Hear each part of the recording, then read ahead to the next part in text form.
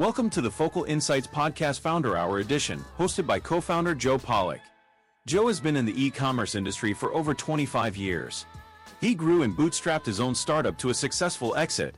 Founder Hour episodes go behind the scenes to learn how some of the best e-commerce brands were founded, grown, and operated straight from the founders themselves. Founder Hour is brought to you by Focal Software, a new generation ERP and operation suite for e-commerce brands and third-party marketplace sellers. Focal was built with SMB brands and marketplace sellers in mind to help them grow profitably. Now let's welcome our host, Joe Pollock. Hello and welcome to the Focal E-commerce Insights podcast, where we chat with e-commerce entrepreneurs about business, selling online, and how to overcome challenges for success. And joining us today is Katrina Boldry. Katrina is the owner and designer of Boldly Designs, which is a small business that makes leather dog leashes, collars, and harnesses in Aurora, Colorado. She is a non-traditional self-starter with a background in the arts, professional photography, and is a self-taught craftswoman who learned her trade by determination, trial, and error. She started her business in 2008 and achieved double-digit growth every year through 2019, co-founded Mobility Dog Rescue Group, served on the board of directors for Atlas Assistance Dogs, and has a sidekick named Dalton, who is your service dog, who is trained to assist with balance and mobility and help mitigate progressive health issues. Katrina and I are both in Denver, Colorado. So how is Dalton managing today with this weather? He loves the snow. He wishes there was more snow, actually. Yeah. It's He'll a chilly show up one. at some point. He'll hop up on my lap and introduce himself when he's ready. Fantastic. I'm sure there are a lot of doggy sweaters being worn today, but it sounds like Dalton's pretty tough. All right. Well, Katrina, welcome to the podcast. Thank you. Thank you for having me. All right, of course. And we always start off by getting into a little bit about how you got into business for yourself, because that's what the main thing that we're talking about and educating people on is how to get into business for themselves, and then specifically e-commerce. So why don't you talk a little bit, maybe how you made the switch from previous industries? I know you're a professional photographer, maybe working for yourself or someone else. How did you make that switch to your own business, and how did that all begin for you? So my formal education is in the arts. I was a portrait photographer for 9 years. Really, I was just burnt out. So I went into the museum work for a little bit. I worked in a couple of art museums. But I wasn't quite sure where I was going. And anyway, my old dog leash wore out. I had this leash that I received when I was a kid. I raised a guide dog puppy for Guide Dogs for the Blind, and he came with a special guide dog leash. It's a leather leash. It has a snap on both ends, and it makes a long configuration and a short configuration. It's really quite specific to the guide dog work. So it works with the dog in harness. Anyway, so I was given this leash, and I used it for many, many years on my pet dog, and it just had worn out. And I could not find anything anywhere to replace this leash. At the time, this would have been like 2005-ish. I couldn't find anywhere to buy a suitable leash. So I just figured out where to buy some leather and some hardware and made a leash. Made your own. I made my own leash. Yeah. And I made it with all the features that I wanted. It was just the right length, and it could go around my waist. It could do all kinds of cool things. Anyway, it turned out that some friends and neighbors really liked it, and they wanted one. And that kind of just sparked the idea. It's like, people can't find a good dog leash anymore. I can make good dog leashes. So that's kind of where the idea started. And that was 2008. 2008 when I officially started the business. As you mentioned in my intro, pretty non-traditional. So I went down the route of Small Business Association and Small Business Development Center resources with some classes and some entrepreneurial courses and advisement and that sort of thing. And what I was doing, there's not really a roadmap for it. Because my niche is so specific. Mhm. So when I first started, I was really just making dog leashes, all different types of dog leashes, but still all leashes. Eventually, I introduced collars once I found a rather unique way to make them with some cool hardware that hadn't been really used yet for dog collars. And from there, I was just because of my background with the guide dogs, I wanted to help out some local service dog organizations. So I volunteered and I asked if they had any leash needs that maybe I could help them with. So it became really clear to me very fast that nobody had really thought about how to make a safe leash that works for someone who uses a wheelchair, which just boggled my mind. Like, how come nobody's thought about this? Because I was just watching these people with their service dog, and they didn't know what to do with their leash. It was getting all tangled up in their wheels. Even more so if they had quadriplegia, so they literally didn't have the dexterity to hold the leash. Well, there's got to be a solution. You got to make something work here. And yeah, so I just kind of looked at this problem and said,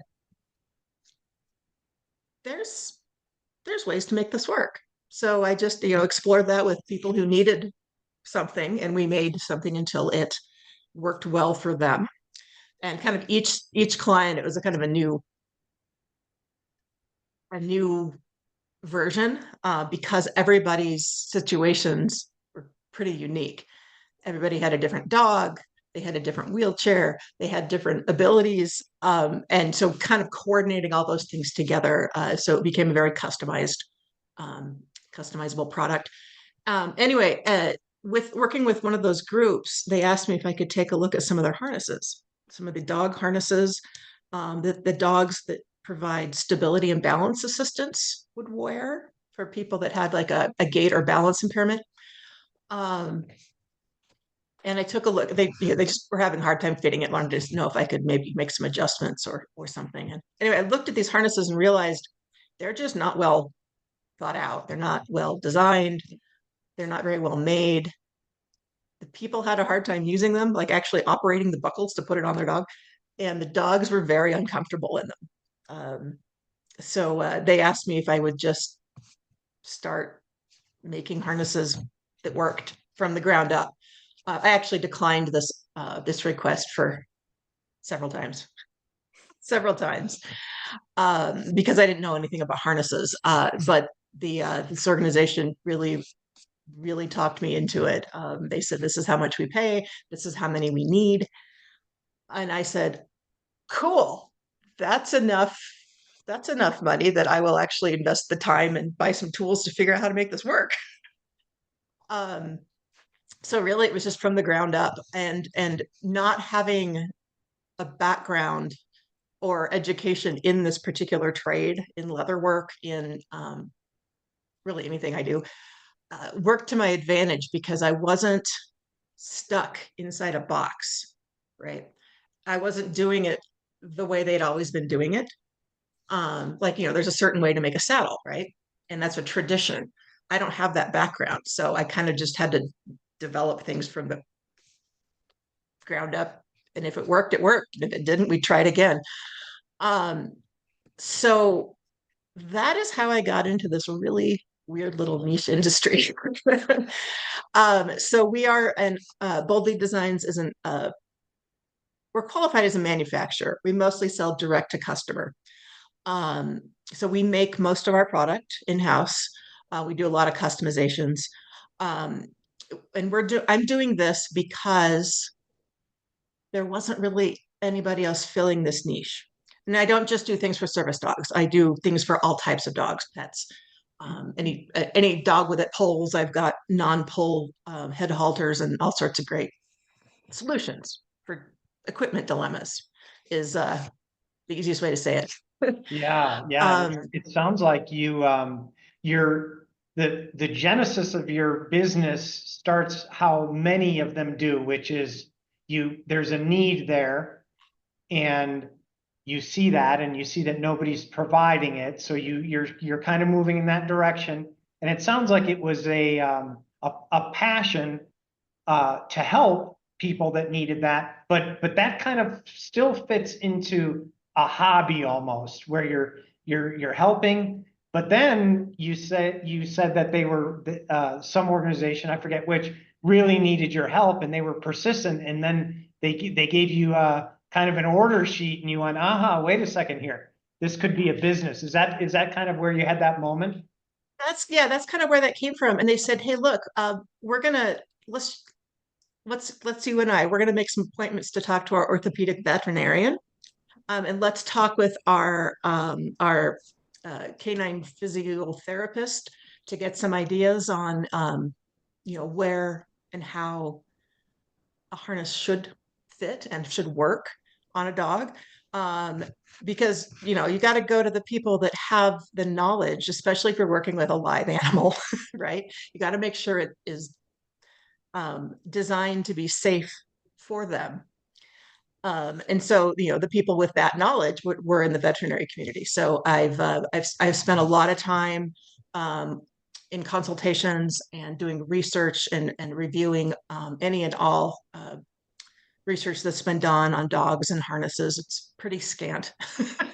There's not a whole lot. You had your R&D built into the process. Yes. So because that organization basically just said, hey, we're going to help you with the R&D, like, cool.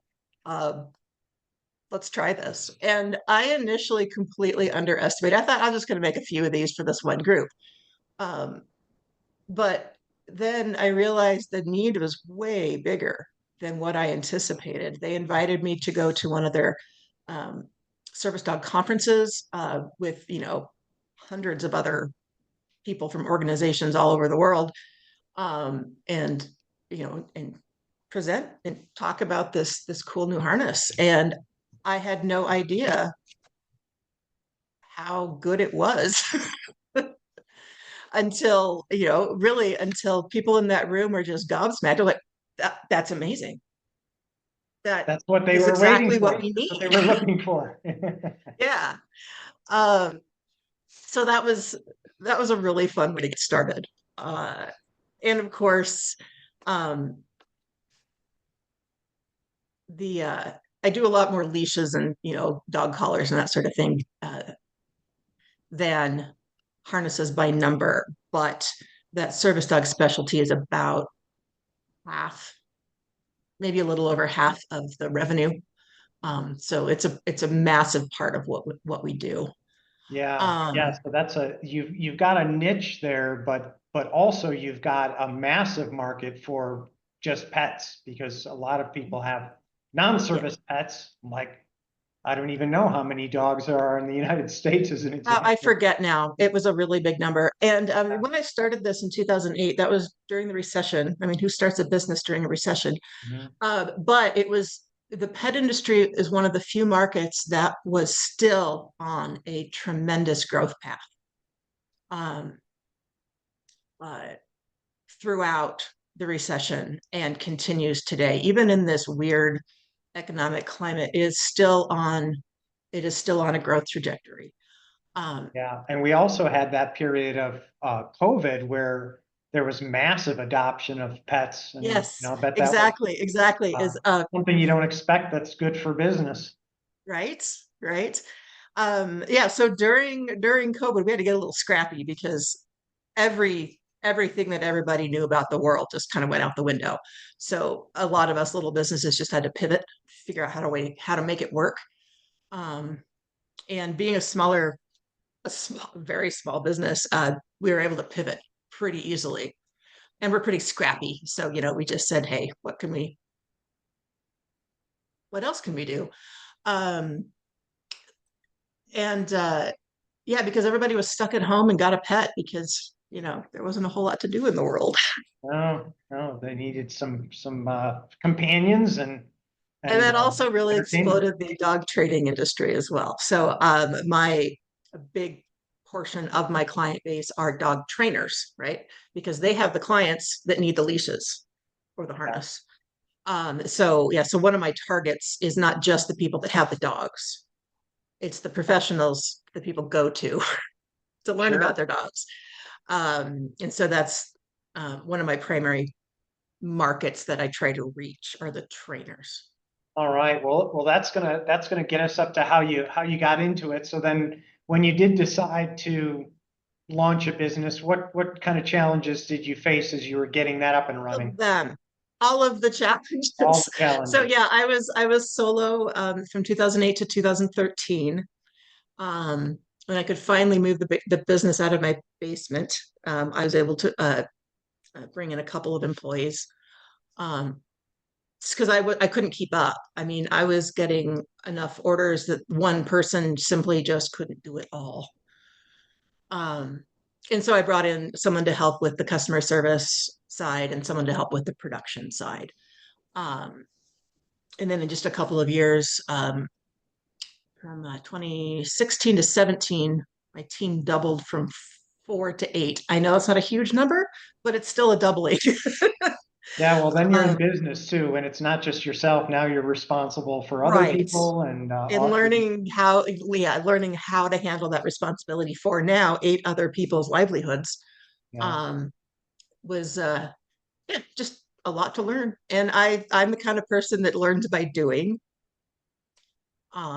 So we just have to do it and figure it out as we go. Uh, and again, I think because I'm in this kind of weird little custom niche industry, it works. This wouldn't work for a lot of other types of businesses, this model, but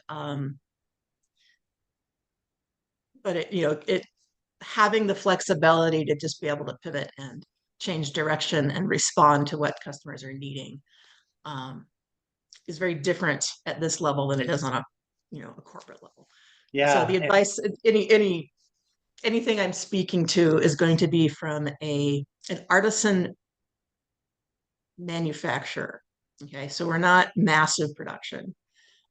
We do almost everything in house, and I have a team of 5 right now. So that's if that can gives you an idea of size and scale. Um, Sure. Not huge.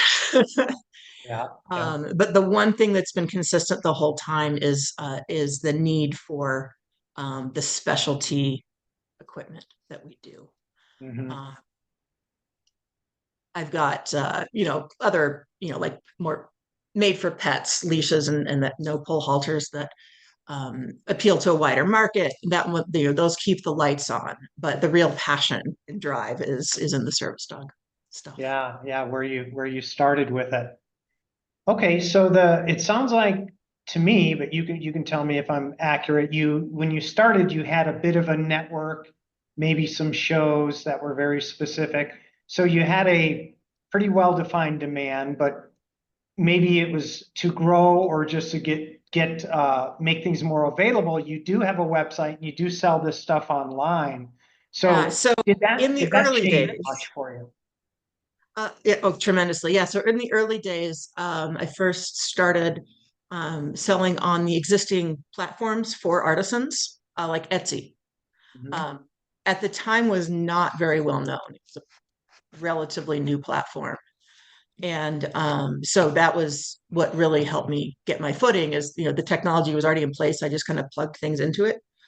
But uh, that didn't serve for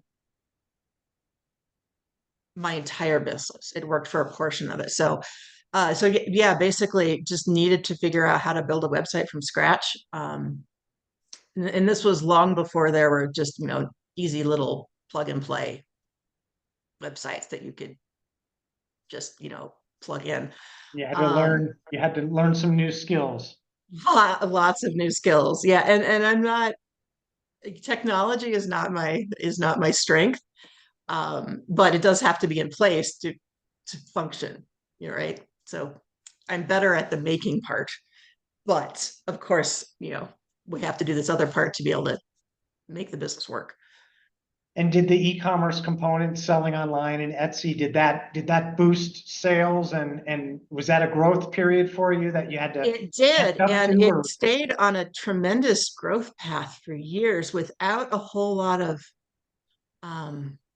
or not even a whole lot, without any real traditional marketing, um, because I was doing something very few people were doing. Uh, People were finding me. So customers were finding me because I had what they were looking for, right?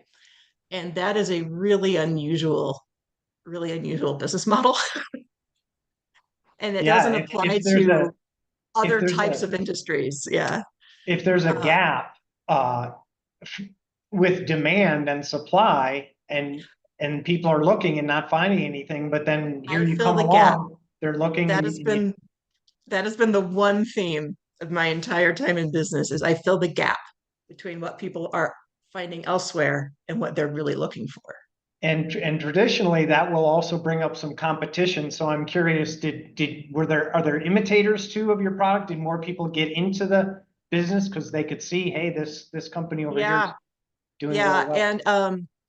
And especially with the harnesses and things, those are very expensive products because it's a lot of time, it's a lot of labor, it's really intense customer service.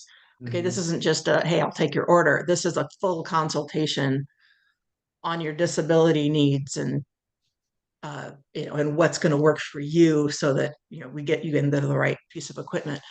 Um, so what I noticed was we would get copycats pop up on a regular, and my clients would show them to me. So my client base was so loyal. They would say, "Oh my gosh, did you see this thing that they're stealing from you?" So it was very, very cool that my own clients were that protective. You had watchdogs. Yeah, exactly. And but the one constant that I saw is, these little independent makers would pop up here and there. People just like me starting out, just doing something from their home or their basement. Hey, that's how I started. But I noticed they didn't last very long because I think I think they just didn't quite understand everything that goes into a business. Making the product is the easy part, right? Anybody can make a thing.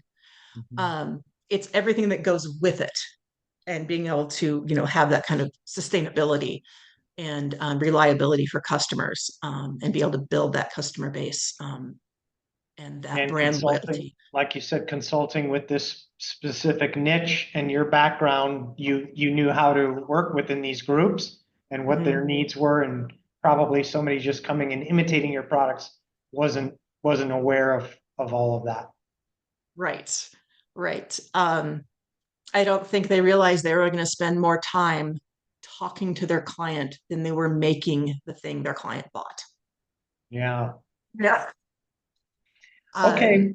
Well, speaking of e-commerce too and selling online, we touched on a couple things there, or you mentioned to me earlier, your website is WooCommerce. So that's a technology that you leverage to help your business. And then Etsy, a marketplace to help you sell and leverage their reach, which is really at least nationwide. I'm not sure if, North America mainly. What other technologies did you find that helped you along the way for running your business in general, or e-commerce, or just tech? Any softwares that you use that Yeah, are helpful? trying to get the right accounting software has been a challenge. QuickBooks is really one of the few options available, and it's not a great solution for what I do. So we really just had to make things kind of work, um, creatively, because there's not software out there for a business that makes dog leashes but not doesn't stock them, makes them to order. There's a lot of oddness to my business that there's no one platform that fills all of its needs very well. So we kind of had to get creative. Yeah, that's software. There's no one size fits all with software. Right, right. Yeah. So, QuickBooks, for example, can't manage the inventory that I need. Mhm. Um, so yeah, there's just and those kind of challenges are continuously changing as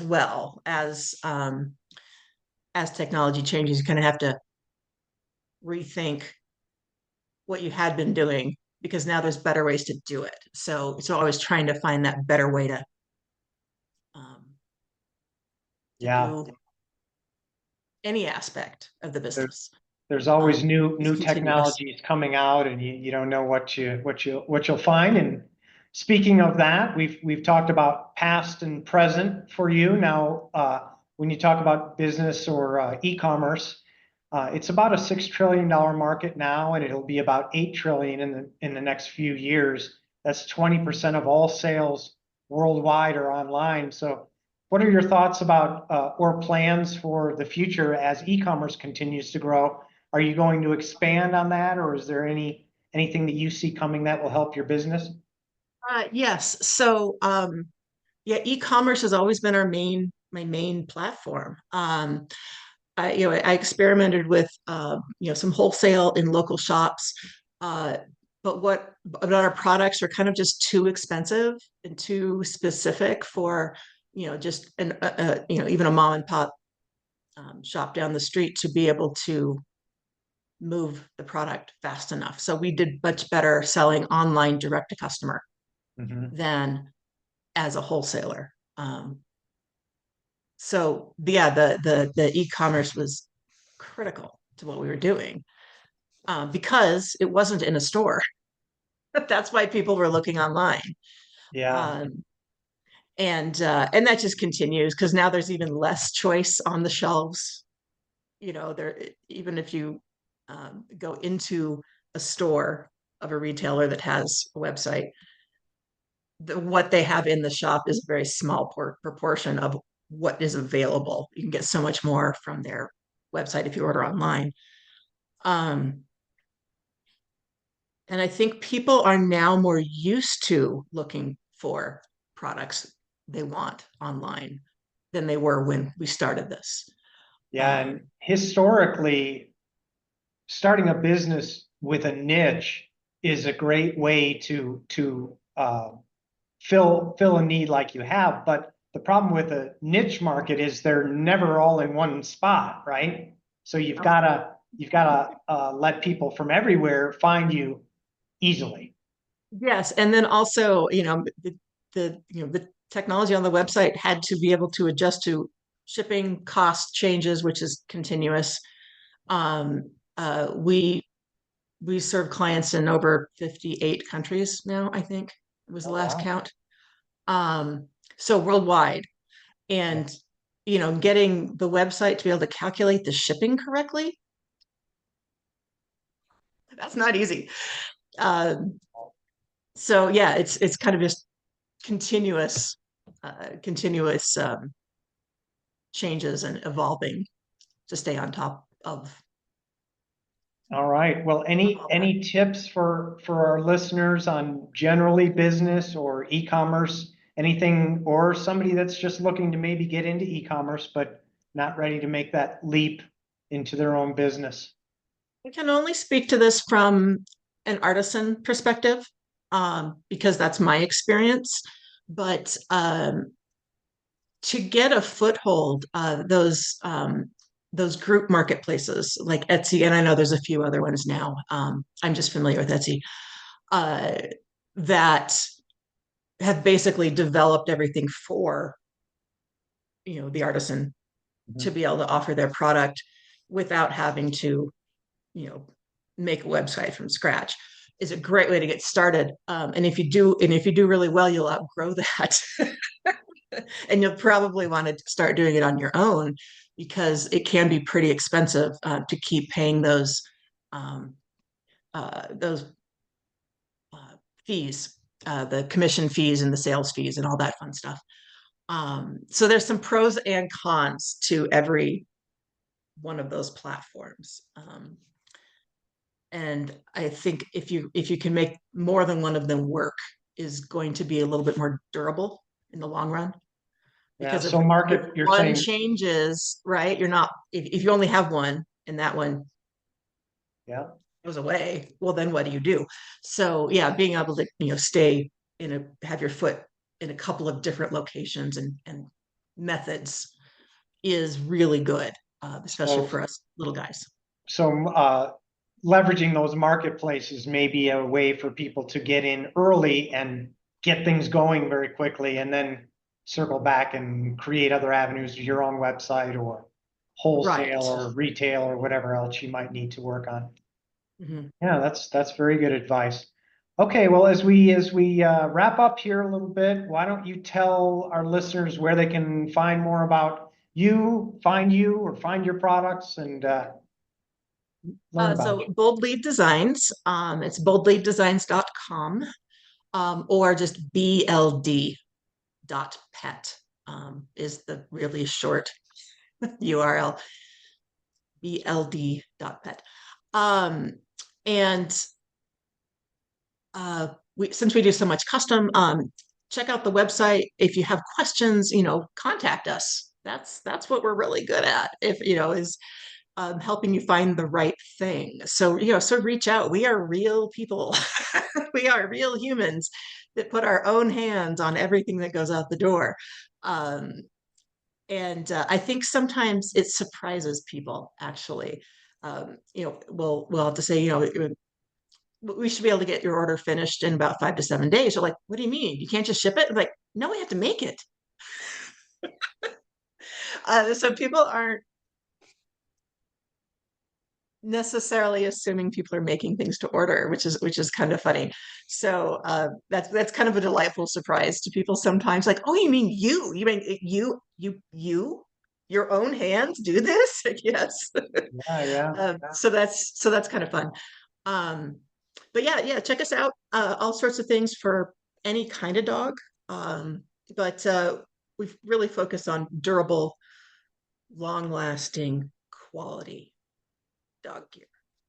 Yes, because anybody can do the frou-frou stuff that you can buy at the shop down the street. But if you want something real and good and durable, that's going to be almost an heirloom. So we make heirloom quality dog leashes, right? Which is a little different than just the the $5 thing from wherever. Very nice. Yeah, and those oftentimes the old saying, you get what you pay for.